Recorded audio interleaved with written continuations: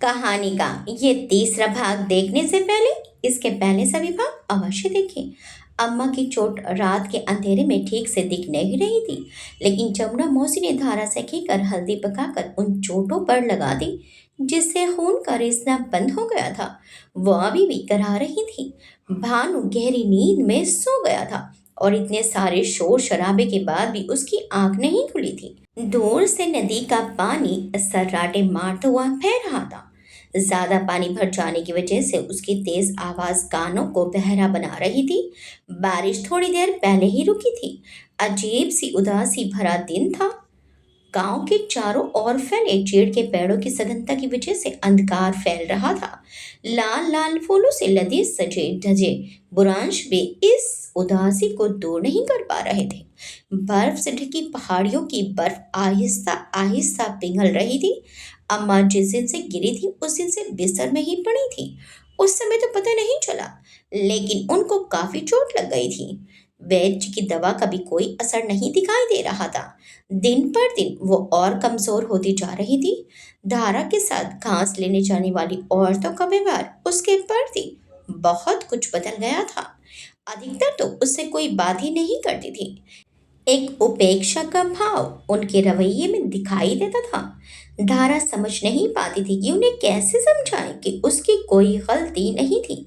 पता नहीं क्यों उन्हें ऐसा लगता था कि उसके पीछे वो आवारा लड़की उसके दोष की वजह से पड़े थे। वह खुद सोचती थी कि अगर उसकी मजबूरी नहीं होती तो वो घर से ही नहीं निकलती। उसे भी कहाँ अच्छा लगता है जंगल में जाकर घास काटना और सिर पर लकड़ियां लाद कर लाना। गांव के कुछ लोग उससे अब भी सहानुभूति रखते थे, लेकिन कुछ लोग उसके पीठ फेरते ही खुसर फुसर करने लगते थे। धारा को अजीब सी हताशा घेरने लगी थी।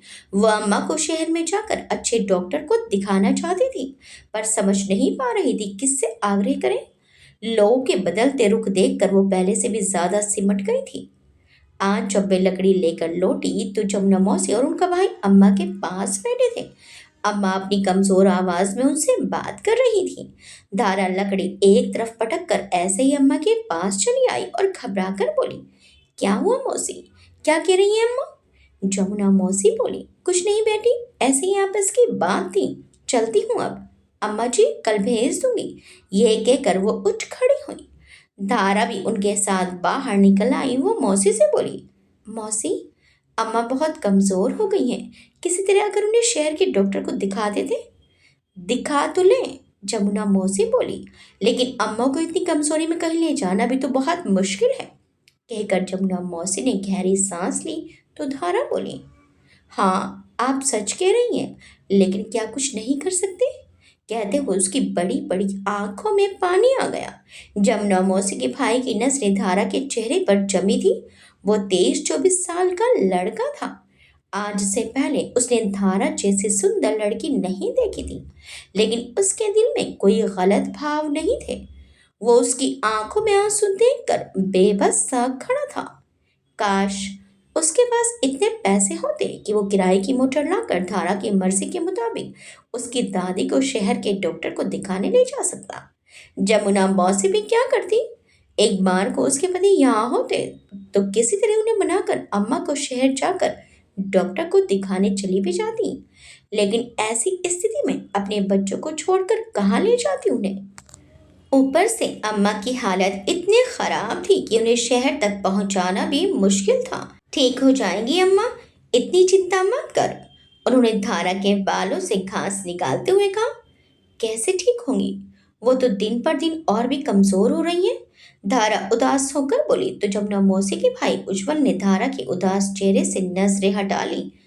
पहले एक बार पहाड़ों पर शूटिंग करने आया मुंबई का कोई फिल्म डायरेक्टर उसके सरल स्वभाव से प्रभावित होकर उसे अपने साथ मुंबई ले गया था।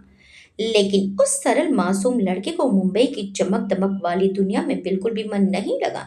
फिल्म डायरेक्टर के आलीशान महल जैसे बंगले में उसे रह रहकर अपने गांव की हरी भरी वादियां याद आने लगी। वो बड़ी मुश्किल से 3 महीने रुका और फिर उस फिल्म डायरेक्टर के आग्रह को ठुकराकर वापस अपने गांव लौट आया था। वहीं उसने कई हीरो हीरोइन को देखा था जो मेकअप की मोटी मोटी परतें चेहरे पर लगाकर कुछ से कुछ बन जाते थे। उनमें से कई हीरोइन तो इस गांव की लड़की धारा की खूबसूरती के आगे पानी भरती नजर आती। लेकिन बेचारे की किस्मत देखो, यहाँ गांव में इसके अप्रीतम सौंदर्य की कोई कदर ही नहीं है। मन करता है ले जाकर इसे उसी डायरेक्टर के सामने खड़ा कर दें। खुशी से पागल ही हो जाएगा ऐसे दिवांगना जैसा अद्भुत सौंदर्य देखकर। ए, तू क्या सोच रहा है? चल जाकर देख बच्चों ने घर का क्या हाल कर रखा है। जमुना मौसी उज्जवल को अपने में खोया देखकर बोली तो वो झेप कर गर्दन झुकाई घर की तरफ चला गया। जमुना मौसी धारा से बोली, मैं भी चल रही हूँ बेटा, घर पर दर्जनों काम पड़े हैं, बच्चे अलग आफत काट रहे होंगे। आज शाम को बेटी को घर बुलाकर एक बार अम्मा को दिखा लेते हैं, देखते हैं कि वो क्या राय देते हैं। और ज्यादा सोचा मत कर, भगवान सब अच्छा करेंगे। जमुना मौसी उसकी पीठ थपक कर अपने घर की तरफ मुड़ गई। धारा भी उदास मन से अंदर आंगन में बैठकर अपने हाथ मुंह धोने लगी। अम्मा की गिरती सेहत से उसे डर लगने लगा था। उनके बिना रहने का एहसास ही उसको कंपा देता था। कुछ दिनों से उसे अपनी माँ की बहुत याद आ रही थी। अगर कभी माँ के सामने किसी ने उसकी तरफ आंख भी उठाने की कोशिश की होती तो वो सींगने की तरह उसके सीने पर चढ़ बैठती। हाथ मुंह धोकर वो कमरे में आकर अपने बिस्तर पर बैठ गई। माँ, मेरी प्यारी माँ, तुम क्यों चली गई हमें छोड़कर? यह कहकर वो घुटनों में मुंह छुपा कर फफक पड़ी। माँ की ममता में मनमोहनी सूरत उसकी आंखों में चली आई। उनका भीना भीना स्पर्श, उनकी मीठी मुस्कान याद आई और उसके आंसू बहने लगे। पता नहीं कितनी देर तक वो वहीं बैठी अपनी माँ को याद करती रही।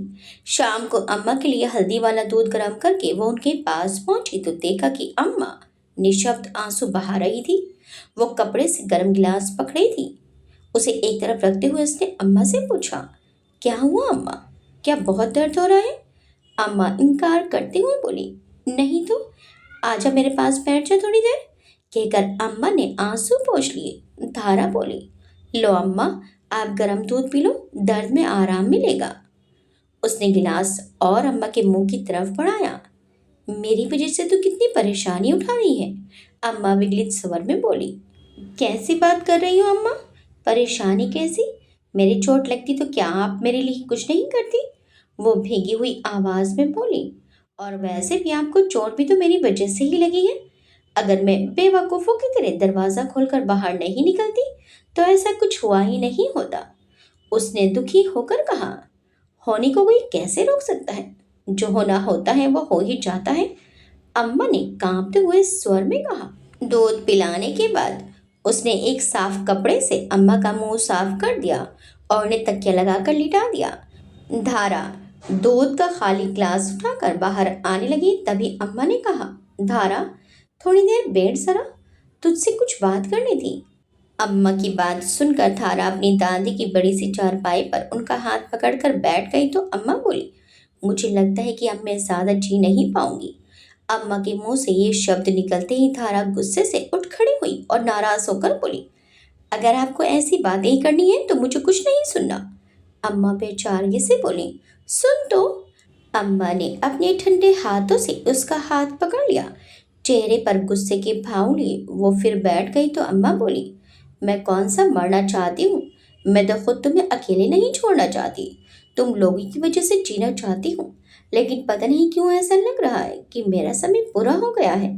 वो कहती रही। उन्होंने अपनी आंखें धारा के चेहरे पर गड़ा दी। मैंने कल केशव को बुलाया है।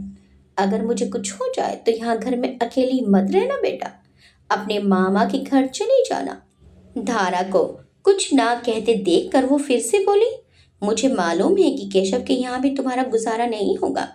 उसकी नौकरी तो मामूली है, लेकिन उसकी कई बड़े घरों में जान पहचान है। कुछ काम करना और अपनी पढ़ाई मत छोड़ना। भानु को तुझे पालना है बेटी। अम्मा की बात सुनकर वो रुआंसी होकर बोली, अम्मा आप क्यों ऐसी बातें करके मुझे रुलाना चाहती हैं? माँ के जाने के बाद मामा 2-4 बार भी नहीं आए यहाँ पर हमारा हाल चाल पूछने, और मैं उनके घर जाकर रहूंगी? कभी नहीं। और आप भी ये बेकार की बातें मत करो। आज बेटी ने दवा बदली है, पहले 2-4 दिन उसे खाकर देखो। मौसी कह रही थी जरूर फायदा होगा। आप क्यों अपनी हिम्मत छोड़ रहे हो? आपको हम भाई बहन पर तरस नहीं आता। मैं आपको ऐसे मरने नहीं दूंगी। जरूरत पड़ी तो शहर लेकर जाऊंगी, समझी आप? कहकर वो गुस्से से बाकली से बाहर निकल आई और आंगन में जाकर पोट पोट कर रो दी। अगले दिन मौसम अपेक्षाकृत अच्छा था। बादल छाए थे लेकिन अच्छी हवा चल रही थी। बारिश नहीं हो रही थी। 10 बजे तक उज्जवल केशव मामा के साथ उनके घर आ पहुंचा। तब धारा की समझ में आया कि जमुना मौसी कल उज्जवल को ही मामा को बुलाने के लिए भेजने को कह रही थी। शायद उज्जवल सुबह मुंह अंधेरे ही निकल पड़ा होगा, क्योंकि उसके मामा का गांव इतना भी पास नहीं है। ऊपर से मोटर मार्ग के बाद 2-2.5 किलोमीटर बड़ा सा उबड़ खाबड़ रास्ता है। केशव मामा ने आकर उसके सिर पर प्यार से हाथ रखा और अम्मा के कमरे की तरफ बढ़ गए। वो जब पानी लेकर पहुंची तो अम्मा ने उसे चाय बनाने के बहाने बाहर भेज दिया। अंदर दोनों पता नहीं क्या क्या बातें कर रहे थे। भानु स्कूल गया था, नहीं तो वो मामा के पास बैठा होता तो उसी से पूछ ली थी। थोड़ी देर में उज्जवल उसे करुण दृष्टि से देखकर उठकर जाने लगा। वो कुछ पूछना चाहती थी लेकिन पूछ नहीं सकी। उज्जवल के जाते ही कुछ न कुछ खाने के सामान के साथ जमुना मौसी चली आई। जमुना मौसी उसके पास आकर बोली, चाय बना रही है? कल ये पोहे बनाए थे, चाय के साथ रख लेना, कहकर वो भी अम्मा के कमरे में घुस गई। धारा ने चुपचाप सिर हिला दिया। पता नहीं अंदर ही अंदर उसे कुछ ठीक नहीं लग रहा था। दिल में कुछ बुरा घटित होने की दुखदुखी सी लगी थी। अम्मा की तबीयत ठीक कर दो महादेव, नंगे पाँव आपके मंदिर आऊंगी। उसने मन ही मन बुदबुदाकर आंखें बंद करके प्रार्थना की। अम्मा भी तो जरा सी चोट में हिम्मत हार बैठी है। कल से वैद्य जी ने दवा बदल दी है, 2-4 दिन में ही तो आराम मिलेगा।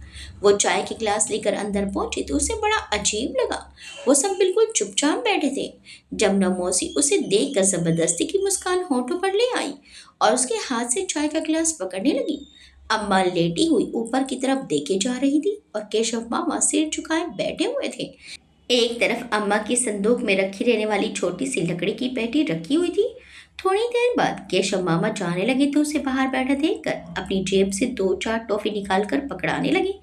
भानु के लिए लाया था, उसे दे देना। अपनी कॉपी में एक फ़ोन नंबर नोट कर ले, मेरे पड़ोस का है, कोई ज़रूरत हो तो फ़ोन कर देना बेटी। नंबर लिखवा कर वो उसी तरह सिर झुकाए बाहर निकल गए। उसने सोचा कि मामा से कहे कि मामा खाना खाकर जाना, लेकिन दिल इतना भारी हो रहा था कि वो चुपचाप उन्हें जाते हुए देखती रही। भानु स्कूल से आ गया तो उसको खाना खिलाकर भी जमुना मौसी के बर्तन लेकर उनके घर की तरफ चली गई। लेकिन घर पर बच्चे ही थे। जमुना मौसी किसी काम से इंदु काकी के यहाँ गई हुई थी। वो बर्तन ले जाकर रसोई में रखने लगी कि जमुना मौसी का भाई उज्जवल चला आया। उसे घर में देख कर वो सकुचा गया।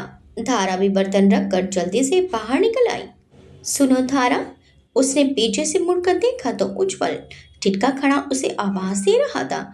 उसने प्रश्नवाचक दृष्टि से उसकी तरफ देखा तो वो पास चला आया और धारा को देखकर बोला, अम्मा को लेकर इतनी परेशान मत हो, थोड़ा ठीक हो जाए तो फिर मोटर का इंतजाम कर शहर ले चलेंगे, वो बिल्कुल ठीक हो जाएंगी। उसकी निर्मल दृष्टि में सहानुभूति के भाव स्पष्ट दिख रहे थे। जी, हामी में सिर हिलाकर धारा अपने घर की तरफ मुड़ गई। उज्जवल भी अपनी बहन के घर की तरफ बढ़ गया। धारा के घर की हालत देख देख कर वो उसके प्रति एक लगाव सा अनुभव करने लगा था। बेचारी लड़की छोटी सी उम्र में ही कितनी तकलीफें उठा रही थी। उसने देखा था कि घर का सारा काम निपटाकर वो घास और लकड़ी लेने जंगल निकल जाती थी। खाना बनाना, कपड़े बर्तन धोना, बिस्तर सुखाना, गाय का चारा पानी करना, दूध निकालना, और अब तो अम्मा भी पूरी तरह बिस्तर पर पड़ गई हैं। कई बार उसकी दादी समय निकाल कर उसकी मदद कर देती थी, लेकिन उनके खुद के 3 बच्चे हैं, उनका भी बहुत काम होता है। उनके लिए भी हर समय उसकी मदद कर पाना संभव नहीं है। धारा ने दबे कदमों से जाकर अम्मा को देखा तो वो अभी भी छत पर नजर टिकाए पता नहीं क्या घूर रही थी।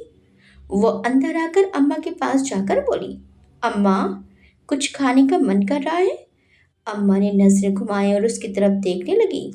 फिर हाथ के इशारे से उसे पास बुलाया और उसको गले लगाकर उसके गालों को चूम लिया।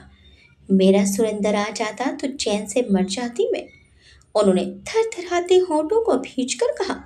धारा अम्मा को समझाते हुए बोली, अम्मा, हर समय ऐसी बातें मत किया करो, थोड़ी हिम्मत से काम लो, आप बहुत कमज़ोर हो गए हो। थोड़ा ठीक हो जाओ तो आपको शहर ले जाकर किसी अच्छे से डॉक्टर को दिखाने ले चलेंगे, आप बस हिम्मत रखो। वो चाहकर भी दादी से ये नहीं कह पाई कि बेटे के आने की छोटी आशा आप छोड़ दो। बूढ़ी दादी का चेहरा हल्की सी हंसी से उद्भासित हो उठा। उन्होंने अपनी कमजोर बाहें उठाकर धारा के सिर पर हाथ फेरा और पूछा, भानु कहाँ है? खाना खा लिया उसने? धारा ने जवाब दिया, हाँ अम्मा, बाहर खेलने निकल गया है। बाहर से कपड़े उतारने जा रही थी। धूप चली गई तो सब ठंडे पड़ जाएंगे। अम्मा बोली, हाँ, जा उठा ले। सुन, ये लकड़ी की पेटी उठाना जरा। धारा ने लकड़ी की छोटी सी नक्काशीदार पेटी उठाकर बूढ़ी अम्मा के सामने रख दी। खोली से, अम्मा ने कहा। धारा ने पेटी खोली तो सोने की झिलमिल चमक से चमकते दो चार खेने उसमें पड़े थे। उसकी माँ की बड़ी सी गोल नथ, लाल मोती वाला गले में पहनने वाला कंठा और सुंदर सी कान की बाली, पैरों में पहनने वाली मोटी मोटी पायलें, एक दो सोने के सिक्के और थोड़े से पैसे भी पड़े थे। ये वही पैसे थे जो सरोज मैम ने अम्मा को लौटाए थे। उसे याद आया कि जब उसके पापा अपनी छुट्टी पर घर आते थे तो माँ को अपने गहने पहनने पर मजबूर कर देते थे। कान की बाली, गले में लाल मोती की माला और माथे पर गोल लाल बिंदी लगाकर माँ कितनी सुंदर लगती थी। ये सब इसलिए संभाल कर रखे थे कि तेरे ब्याह में चढ़ा दूंगी। अम्मा ने कमजोर स्वर में कहा, अब तू ही इनकी सार संभाल करना। धारा बोली, मैं क्यों करूंगी?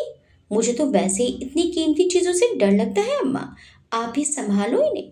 धारा की भोली सी बात पर अम्मा को हंसी आ गई। भानु बाहर से दौड़ता हुआ आया और उन दोनों को एक साथ बैठे देखकर फिर जाने लगा। कहाँ जा रहे हैं अब? आजा मेरे पास बैठ जा 2 मिनट, अम्मा ने पुकार कर कहा। भानु आया और अम्मा के पास बैठ गया। वो प्यार से उसके सिर पर हाथ फेरने लगी। भानु ने चप्पल उतारी और उनके बिस्तर में घुस गया। अम्मा ने हल्के से खिसक कर उसके लिए जगह बनानी चाही तो हिलते ही उनकी करहा निकल गई। क्या हुआ अम्मा, दर्द होने लगा? धारा ने सहम कर कहा। अम्मा का चेहरा पीड़ा से विकृत हो उठा। वो लगातार करहा रही थी। एकदम से खिसकने से उनकी चोट शायद तो गई थी और दर्द जरूर बर्दाश्त के बाहर था। वो होंठ भींचकर अपनी करहा रोकने की कोशिश कर रही थी, लेकिन उनका अपने आप पर काबू नहीं रहा था। धारा भानु से बोली, भानु जल्दी जा, जमुना मौसी को बुला ला। धारा जल्दी से दादी के पास बैठ गई और उनके हाथ पैर सहलाने लगी। भानु चप्पल पैर में फंसाकर जल्दी से बाहर निकल गया। अम्मा की आंखों से आंसू बह रहे थे और होंठों से करहा निकल रही थी।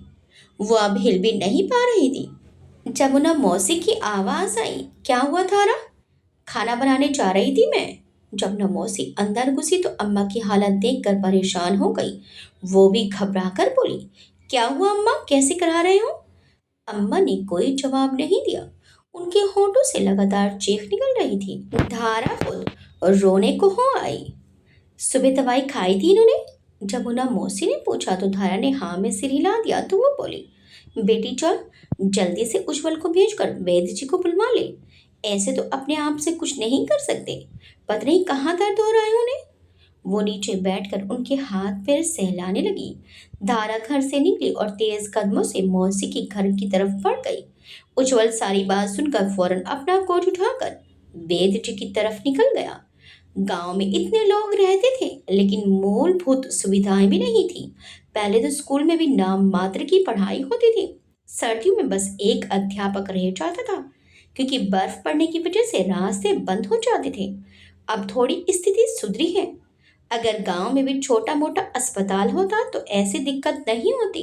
अभी भी कई बार किसी गंभीर स्थिति में भी वैद्य जी का ही मुंह ताकना पड़ता था। वैद्य जी के पास 2-4 लोग बैठे थे, लेकिन शुक्र की बात यह थी कि वो सुनते ही फौरन अपना थैला उठाकर चल दिए। अम्मा की हालत देखकर उनका मुंह गंभीर हो गया। उन्होंने उनकी नब्ज पकड़ी और वहीं पड़े स्टूल पर बैठ गए। पास में खड़ी व्हीलधारा और रुआं से भानु को देखकर उन्होंने जमुना मौसी से कहा, यहाँ भीड़ मत लगाओ, बच्चों को बाहर भेज दो। धारा ने वैद्य जी की बात सुनकर भानु का हाथ पकड़ा और बालकनी से बाहर चली आई। वहीं दरवाजे के पास खड़ी होकर वो वैद्य जी के कुछ कहने का इंतजार करने लगी। वैद्य जी जमुना मौसी से बोले, अब मेरे हाथ में कुछ नहीं है। उन्होंने निराशा से गर्दन हिलाई। रात चैन से कट गई तो समझो बच जाएंगी। अब ये लेप लगा कर देखो, और ये क्वाथ 3 गुना पानी में उबाल कर एक हिस्सा रह जाने पर चम्मच से पिलाना, कहकर उन्होंने पुड़िया जमुना मौसी को थमा दी। सुबह फिर आऊंगा। वो अपना थैला उठाकर खड़े हो गए। धारा को पत्थर की मूरत की तरह खड़े देखकर एक करुण मुस्कान उनके होठों पर आ गई और वो घर से बाहर निकल गए। वैद्य जी के जाते ही धारा झपट कर अंदर आई। अम्मा उसी तरह करा रही थी। जमुना मौसी पास में खड़ी आंचल से अपने आंसू पोंछ रही थी। उसको देखकर वो फौरन मुड़ गई और वैद्य जी की दी हुई पुड़िया उठाकर उससे बोली, अम्मा के पास बैठ, मैं जरा एक क्वाथ उबालने रख दूं। वैद्य जी ने पिलाने को कहा है, अम्मा को दर्द में आराम मिलेगा, कहकर वो जाकर चूल्हे में चीड़ के चिक्कल जलाने लगी। धारा वहीं अम्मा के पास बैठ गई। जमुना मौसी रसोई में काम करती रही, लेकिन उसका उठने का मन नहीं हुआ। वो करार रोकने की कोशिश करती अम्मा का माथा सहलाती रही। बार बार पीड़ा से उनका मुंहपन बिगड़ रहा था। धारा, ये मैंने ठंडा होने को रखा है, गुनगुना गर्म रह जाए तो चम्मच से अम्मा के मुंह में डाल देना। वैद्य जी ने लेप लगाने को कहा था, लेकिन उन्हें हिलाऊंगी तो और ज्यादा दर्द होगा। थोड़ी देर में देखती हूँ, अगर दवा से आराम आ जाए मैं बच्चों को खाना खिला दूँ, फिर देखती हूँ कि बिना उन्हें हिलाए लेप लगा दूँ। आज तो और भानु भी उधर ही खा लेना, अब यहाँ कहाँ खाना बनाती फिरेगी। मौसी, मुझे बिल्कुल भूख नहीं है, आप भानु को ले जाओ, ये अनुज के साथ खा लेगा, धारा ने सूखी आवाज में कहा। जमुना मौसी ने एक बार उसकी सूरत की तरफ देखा, फिर बोली, ठीक है बेटी, कहकर वो भानु को अपने साथ ले गई। घर पर उनका भाई उज्जवल सब्जी बना चुका था और अपने हाथ आटे में सनाए आटा गूंदने की कोशिश कर रहा था। उसे ऐसे देखकर जमुना मौसी बोली, चल हाथ धो ले, बाकी काम मैं देख लूंगी। जमुना मौसी ने उससे कहा तो उसने पूछा, क्या कहा बेटी ने। उज्जवल भी उदास था। जमुना मौसी ने निराशा से सिर हिलाया और आटा गूंदने लगी। जमुना मौसी रोटी बनाते हुए बोली, फटाफट खाना खा लो, मुझे धारा के साथ रुकना पड़ सकता है, तू खाना खाकर 2 रोटी और सब्जी ले जाना, क्या पता खा ही ले थोड़ा बहुत। उज्जवल के खाना खाकर उठते ही जमुना मौसी ने एक थाली में रोटी और सब्जी डालकर उसको पकड़ा दी और बर्तन समेट कर रखने लगी। उज्जवल ने भानु से भी चलने को कहा, पर वो बच्चों के साथ खेल रहा था, इसलिए थाली संभाली वो धारा के घर की तरफ चला आया। घर के अंदर आकर वो धारा को थाली पकड़ाते हुए बोला, खाना खा लो, दीदी ने भेजा है। धारा थाली को बिना देखे बोली, मुझे भूख नहीं है, मन भी नहीं कर रहा। वो सिर झुकाए बैठी रही। उज्जवल बोला, रसोई में रख दे रहा हूँ, बिना खाए काम कैसे करोगी। वो चुपचाप उसे खाना दूसरी प्लेट से ढककर रखते हुए देखती रही। आप मेरा एक काम कर दोगे, धारा ने उज्जवल से विनती भरे स्वर में कहा। बोलो ना। उज्जवल का दिल धड़क उठा। धारा बोली, अभी आई। वो उठी और कमरे में जाकर एक तरफ से हाथों में छुपाकर कुछ ले आई। उसने हथेली खोली तो उसमें लाल भीती वाली एक हार चमक रहा था। आप कल सुबह ही से बेचकर पैसों को इकट्ठा करके मोटर का इंतजाम कर दो, सुबह अम्मा को देहरादून ले जाकर डॉक्टर को दिखाना है। लेकिन इसे कैसे बेचेंगे। उज्जवल घबरा कर 2 कदम पीछे हट गया। धारा बोली, मैं मौसी से बात कर लूंगी, आप बस किसी तरह मोटर का इंतजाम कर दीजिए, मैं वहां जाकर सब संभाल लूंगी।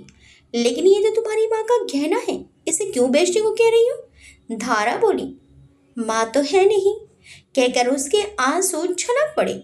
जो है उसे तो बचा लो किसी तरह। वो आंसू पहुंचकर दर्द स्वर में बोले, मुझे दीदी से पूछना पड़ेगा। उज्जवल सकुचाते हुए बोला, हाँ बोल दीजिए, लेकिन प्लीज ये काम जरूर कर दीजिए, मैं आपका एहसान कभी नहीं भूलूंगी। उसने आगे बढ़कर उसके पैर छूने की कोशिश की। उज्जवल चौंक कर पीछे हटते हुए बोला, अरे ये क्या कर रही हो, ऐसा मत करो, अभी से यहीं रहने दो, सुबह मैं मोटर का इंतजाम कर दूंगा, चाहे कुछ भी करना पड़े। धारा बोली, लेकिन आप इसे अपने पास रख लो। तो उज्जवल बोला, नहीं, अभी तुम अपने पास रखो, मैं सुबह ले लूंगा। धारा ने मुट्ठी भींची और फिर अम्मा के पास बैठ गई। उज्जवल मुड़ गया। अपने घर की तरफ जाते हुए उसकी नजर आसमान पर गई। सारा आकाश तारों से भरा हुआ था।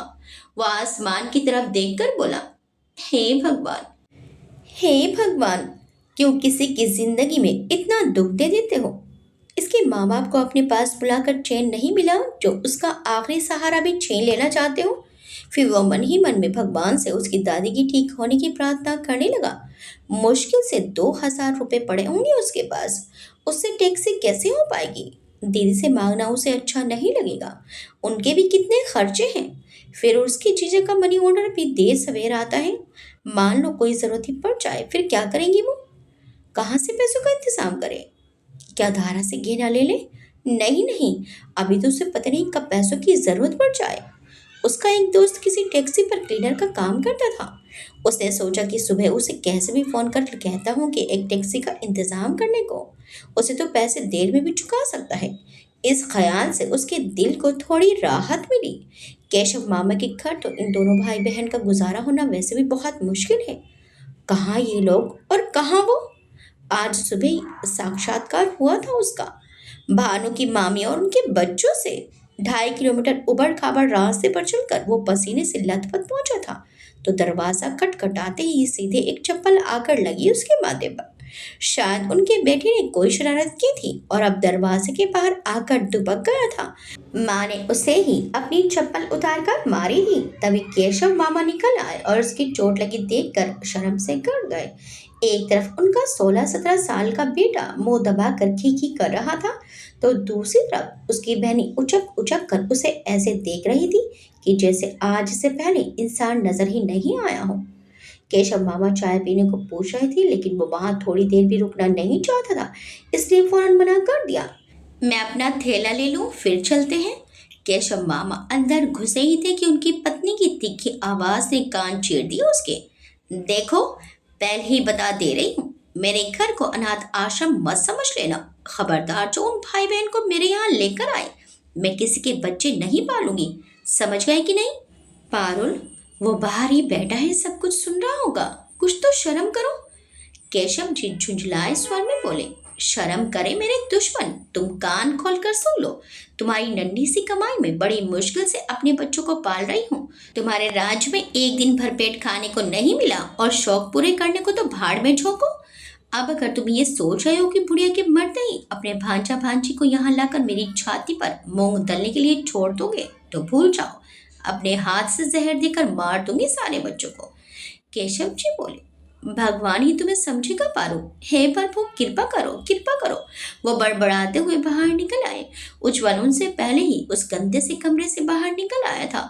उज्जवल ने ऐसा दर्शाया जैसे उसने कुछ सुना ही ना हो, लेकिन केशव जी खुद ही इतना खसियाए हुए थे कि थैला उठाकर फौरन चल दिए। बाजार में आकर उसने एक कप चाय पीने का प्रस्ताव रखा तो वो फौरन राजी हो गए। पत्थर रास्ते पर चलते चलते गला सूख गया था। सबसे पहले तो उसने दुकानदार से मांग कर पानी लिया और घटाकर 2 गिलास पी गया। उज्जवल के मन में सुबह की सारी बातें चल रही थी। उसकी दीदी अपना काम समेट कर बाहर निकल आई थी। खाना खा लिया धारा ने? उन्होंने उसे देखते ही पूछा। नहीं, रखाया वहीं, वो धीमे से बोला। जमुना मौसी बोली, चल तू बच्चों के पास सो जा, मैं जरा देख लूं, अगर लेप लगाने से थोड़ा आराम मिले उन्हें।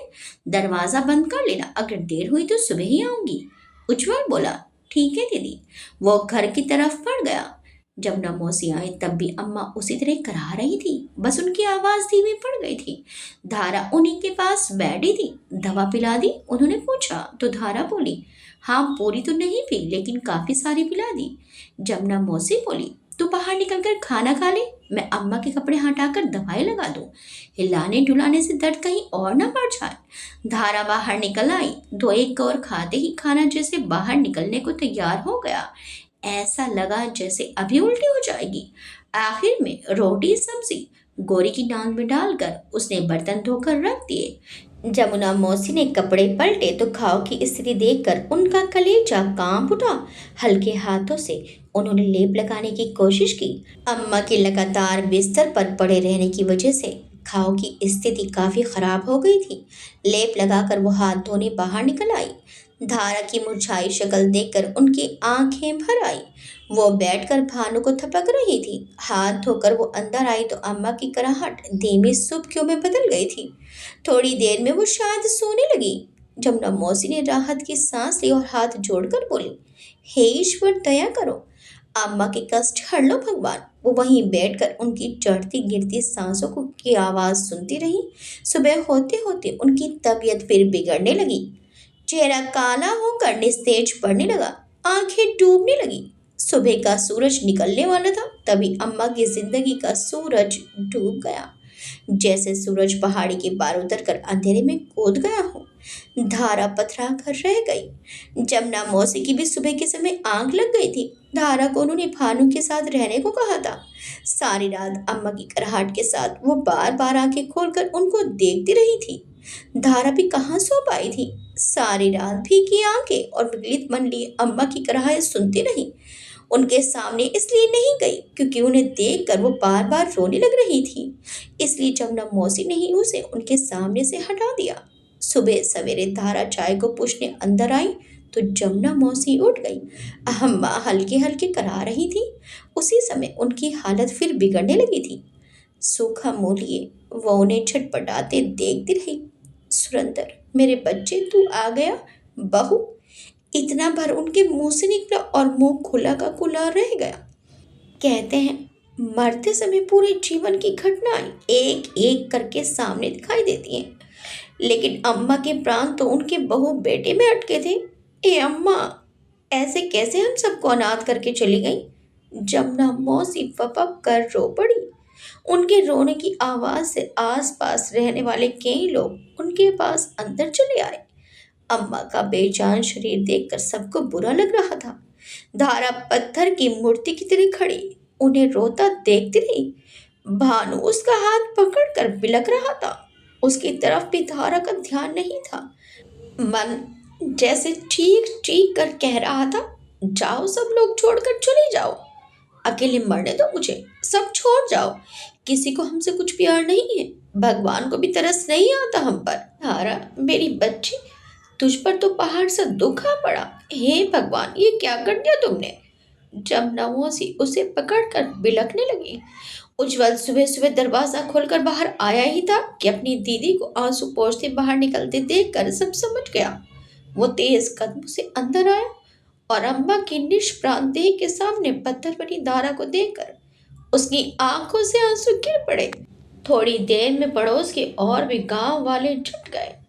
सब उन भाई बहन को करुण दृष्टि से देख बूढ़ी दादी की मौत पर अफसोस कर रहे थे।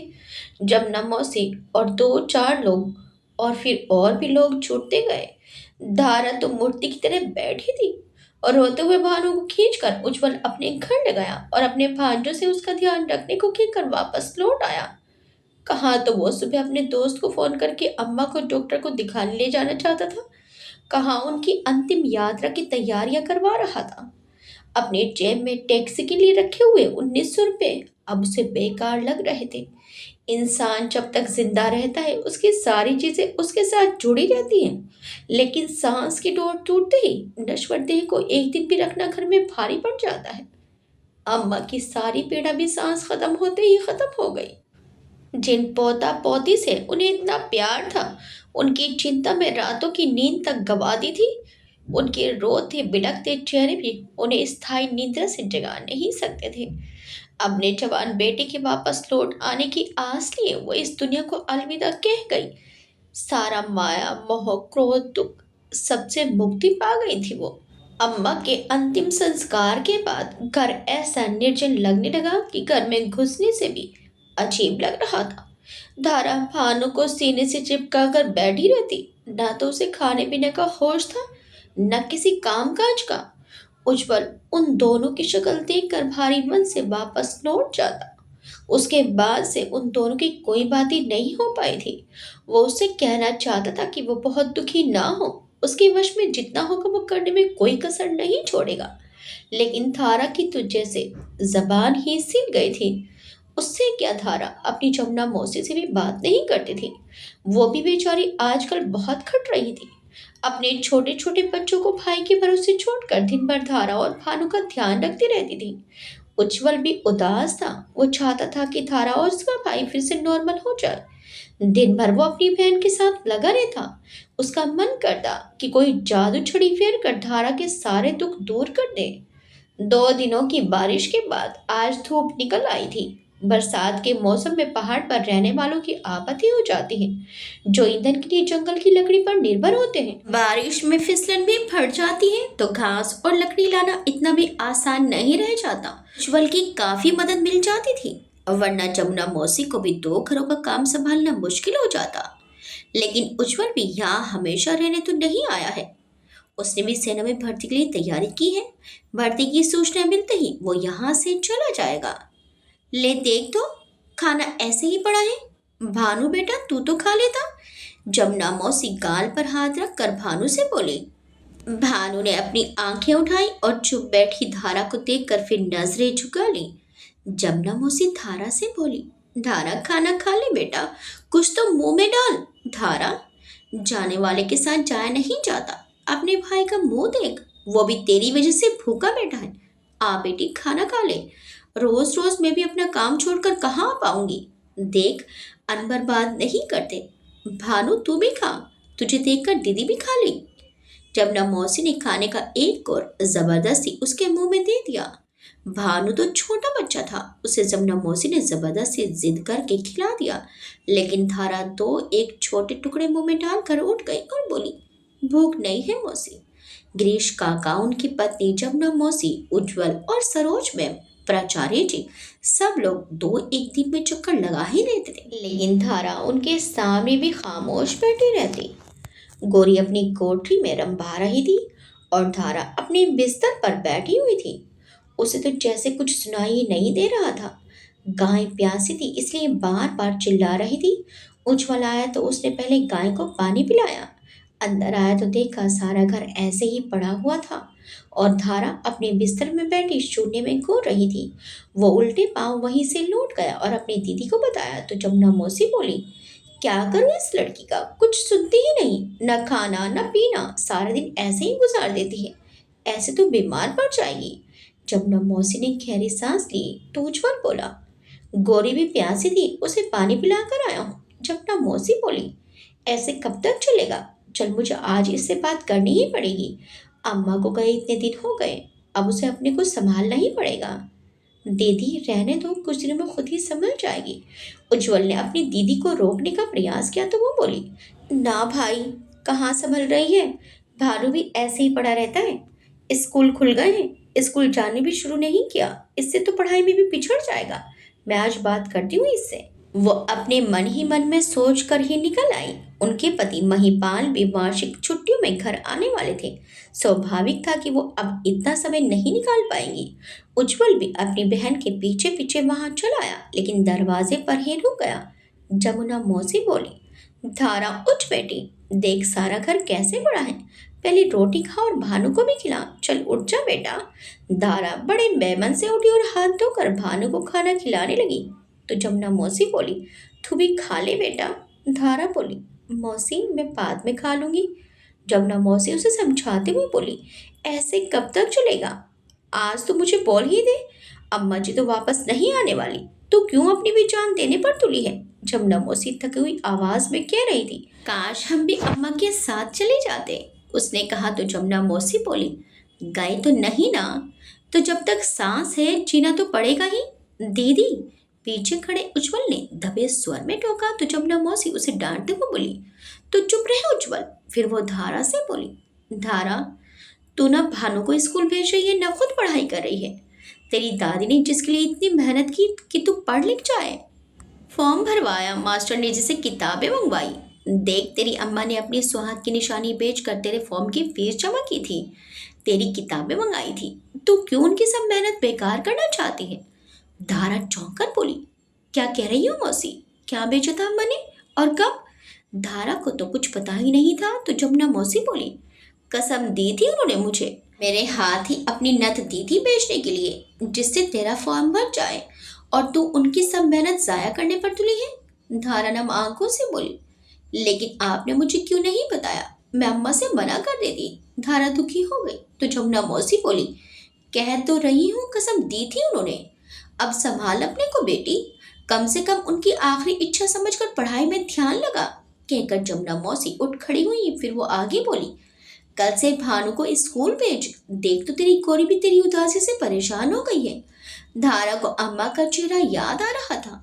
जरूर वो उसकी सूरत में ही भाग गई होगी कि उसे उधार के पैसों से फॉर्म भरने में शर्म महसूस हो रही है। इसलिए अपनी नथ बेचकर उन्होंने सरोज मैम के पैसे चुका दिए थे। जमुना मौसी की बात मानकर उसने अगले दिन से भानु को स्कूल भेजना शुरू कर दिया। दिन भर हाड़ तोड़ मेहनत करने के बाद भी कभी कभी भानु को दूध पिलाकर खुद खाली पेट ही सो जाती थी वो। इस बीच खबर आई कि महिपाल मौसा के हाथ में गोली लग गई। जमुना मौसी बदहवासी होकर उनके पास चली गई, पर जाने से पहले की रात उन्होंने धारा से उसके मामा का नंबर मांगा और बच्चों को अपने पास ले जाने के लिए कहा। धारा तो इसी जिद पर अड़ी थी कि वो अपने घर में ही रहेगी, लेकिन मौसी ने उसे ऊंच नीच समझाया और थोड़े दिन मामा के घर ही रहने को कहा। जमुना मौसी उसे समझाते हुए बोली, अकेले रहना किसी भी तरह से सुरक्षित नहीं है बेटी। बाद में पछताने से अच्छा है इंसान पहले ही सावधानी बरत ले, फिर केशव ध्यान रखेगा तुम्हारा। उन्होंने उसे सांत्वना देते हुए कहा। धारा ने गहरी सांस ली। केशव मामा पहले अपना तो ध्यान रख ले। मामी जब सुनाने पर आती हैं तो मामा को शिव शिव कहकर अपने कान ही दबाने पड़ते हैं। केशव मामा के हाल पर उनके बच्चे भी हंसते रहते हैं। दोनों बड़ी लड़कियों को घर के काम में जरा भी रुचि नहीं है, दिन भर अपने को संवारने में लगी रहती हैं। छोटी बनीता ही धारा से ढंग से बात करती है। बेटा जिसका नाम केशव मामा ने बड़े प्यार से शंकर रखा था, वह मामी के लाड दुलार में एकदम ही बिगड़ गया था। सबसे छोटा होने के बावजूद अपनी बड़ी बहनों पर हुक्म चलाता रहता है। अब उसने अपनी बहनों से मारपीट करना तो बंद कर दिया है, लेकिन किसी भी बहन में अब भी इतना साहस नहीं है कि उसकी बात बदल सके। हार कर धारा को जमुना मौसी की बात माननी ही पड़ी। जमुना मौसी ने केशव मामा को फोन कर दिया तो अगले दिन केशव मामा धारा के घर आ गए और उन दोनों को साथ लेकर चले गए। धारा को अपने मामा के घर आए हुए काफी दिन हो गए थे और घर का सारा काम उसने संभाल लिया था। धारा एक दिन रसोई में थी और किसी गहरी सोच में डूबी हुई थी कि मामी की कर्कश आवाज उसके कानों में पड़ी। अरे ध्यान कहाँ है तेरा, अभी सारा दूध निकल जाता। धारा ने चौंक कर चूल्हे की लकड़ी हल्के से बाहर खींच दी। पता नहीं माँ ने क्या सिखाया है, वैसे तो बड़ी सुघड़ बनती थी, लेकिन बेटी को कुछ नहीं सिखा गई। धारा ने एक बार मामी का चेहरा देखा और फिर दूध उतार कर चूल्हे पर तवा रख कर रोटी सेकने लगी। किस घड़ी में यहाँ आना पड़ा जहाँ वो कभी नहीं आना चाहती थी। उसका दिल तड़प उठता था जब मामी उसकी माँ के लिए उल्टा सीधा बोलती थी। कई बार उसने मामी से हाथ जोड़कर कहा था कि वो उसकी गलती के लिए उसे चाहे कुछ भी कह ले, लेकिन उसकी माँ के लिए कुछ भी ना बोला करे। लेकिन वो तो जानबूझकर उसके मन को चोट पहुंचाना चाहती थी। माँ की मौत के बाद उसे वास्तव में पता चला था कि दुख होता क्या है, वरना माँ ने पिता की गुमशुदगी के बाद भी उन दोनों को इस तरह संभाल लिया था कि उन्हें कुछ भी सहना नहीं पड़ा। खुद उन्होंने कितने भी आंसू बहाए हो अपने पति की याद में, लेकिन बच्चों को कुछ महसूस नहीं होने दिया। 2 महीने में जिंदगी इतनी बदल जाएगी ये तो धारा ने सपने में भी नहीं सोचा था। अपने घर में अभाव थे, लेकिन मन की शांति तो थी। यहाँ आकर तो वो भी छिन गई थी। अम्मा के चले जाने के बाद जमुना मौसी ही सबसे बड़ा सहारा थी उसकी। वो सगी मौसी की ही तरह उन दोनों का ध्यान रखती थी। मामी को तो अब आराम ही आराम है। उसे याद है कि जब सहमा हुआ भानु और वो केशव मामा के घर के सामने आ खड़े हुए तो मामी की भ्रुकुटी तन गई थी, लेकिन मामा ने कहने की पेटी उन्हीं के हाथ में थमा दी थी, ये कहकर कि इसकी सार संभाल अब तुम्हारे जिम्मे है। पेटी के अंदर पड़े गहनों की पीली चमक और नोटों की झलक ने मामी के गुस्से के उबाल को ठंडा कर दिया और फिर धारा के सुगढ़ हाथों के स्पर्श ने जब उनकी गृहस्थी के आधे से ज्यादा कामों का भार उनके सिर से उतार फेंका तो पहली बार उन्हें महसूस हुआ कि किसी लड़की के घर में होने का क्या फायदा होता है। नहीं तो 3 बेटियों की माँ होने के बावजूद वो हमेशा चीखती ही रहती थी। लड़कियां तो उनकी आदत अच्छे से जानती थी और उन्हीं के कदमों पर चल रही थी, तो उनके लिए घर का कामकाज हमेशा सेकेंडरी ही रहा। और अब तो धारा आ ही गई थी घर संभालने के लिए। रोटी सेक कर उसने भानु को आवाज लगाई। यहाँ रहकर तकलीफें ही तकलीफें थी, लेकिन सबसे बुरा उसे ये लगता था कि वो भानु को देखभाल नहीं कर पाती थी। कई बार केशव मामा का ऊंट सा लड़का चुपके से बिना बात उसके कान खींच देता था और भानु बस रो कर चुप रह जाता था। उसकी पढ़ाई भी अभी बंद ही थी। भानु भानु, उसने दोबारा आवाज लगाई। क्या भानु भानु चिल्ला रही है? शंकर के लिए चाय पराठा बना दे, कितनी देर से बैठा है। सबसे पहले तुझे भानु का ही पेट भरने की लग जाती है। मामी का पारा चढ़ गया। धारा को बुरा लग गया। वो उठी और बोली, मैंने पराठे और चाय बना दिए, शंकर को आप दे दो, मैं जरा भानु को देख लूं। मामी ताना कसते हुए बोली, हाँ जाओ देख लो तुम्हारा राजकुमार कहाँ है। बाकी नौकर चाकर तो लगे ही हैं तुम्हारी गुलामी के लिए। क्यों तुम उसके पीछे पड़ी रहती हो? हर समय तो काम में जुटी रहती है वो। धारा के बाहर निकल जाने पर बनीता बोली, हाँ बहुत काम में जुटी रहती है महारानी। दो लोगों का पेट भी तो भरना पड़ता है, थोड़ा काम करके बड़ा एहसान कर रही है ना मुझ पर। बनीता बोली, माँ जितना वो खाती नहीं है उससे ज्यादा तुम्हारा बेगार करती रहती है। कम से कम हर समय सुनाया तो मत करो। मामी गुस्से से बोली, देखो ये है मेरी पेट जाई, अपनी माँ की ही बुराइयां निकाल रही है। अरे तेरी जैसी औलाद के होते दुश्मनों की जरूरत ही किसे है। बनीता बोली, मैंने ऐसा कुछ भी नहीं कहा है माँ, बिना बात का पतंगड़ मत बनाओ। मामी मुंह बनाकर बोली, हाँ मैं तो बात का पतंगड़ ही बना रही हूँ। हे भगवान मुझे उठा ले। जब अपने बच्चे ही माँ को गलत बोलने लगे तो इस दुनिया में रहना ही बेकार है। बनीता बोली, बोलती रहो, मैं जा रही हूँ स्कूल, मुझे चाय दे दो। मामी बोली, ले ये पकड़, पहले चाय और पराठा शंकर को दे आ, कब से नाश्ते का इंतजार कर रहा है। माँ उसके लिए दूसरी प्लेट लगा दो, मुझे देर हो रही है। बनीता ने प्लेट पकड़ी और उसमें से पराठा खाते हुए कहा तो मामी बोली, अरे तेरे लिए रोटी बनाई तो है, छोड़ उसका पराठा। उसकी माँ ने उसके हाथ से प्लेट छीन ली। तब तक शंकर अपने दोनों हाथ दरवाजे पर टिकाए वहां आकर खड़ा हो गया और बोला, माँ आज कुछ खाने को मिलेगा या नहीं? ले तेरी ही तो प्लेट लगा रही थी। उन्होंने चाय का लबालब भरा गिलास उसके प्लेट में रखा और प्लेट उसे पकड़ा दी। ये कैसा पराठा दे रही है मुझे? चूहा कुतर गया क्या इसे? शंकर ने प्लेट पकड़कर गौर से देखते हुए कहा तो मामी बोली, अरे कुछ नहीं हुआ, बनीता ने अपनी प्लेट समझकर एक टुकड़ा ले लिया था। आगे ये बटन तेरी, मेरी प्लेट से खा गई। शंकर ने घुड़क कर कहा। बनीता ने गुस्से में होंठ भींच लिए। कुछ कहने का मतलब शंकर और माँ की 10 बातें सुनना था।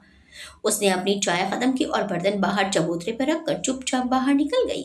कहने को तो शंकर सबसे छोटा था, लेकिन किसी बहन की इतनी मजाल नहीं थी कि उसे उल्टा सीधा कुछ बोल सके।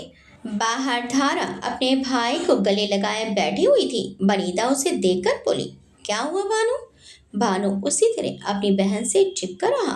बनीता ने भवे उचकाकर धारा की तरफ देखा और धारा ने कुछ नहीं कहकर अपना सिर झुका लिया। अब क्या बताए उसको?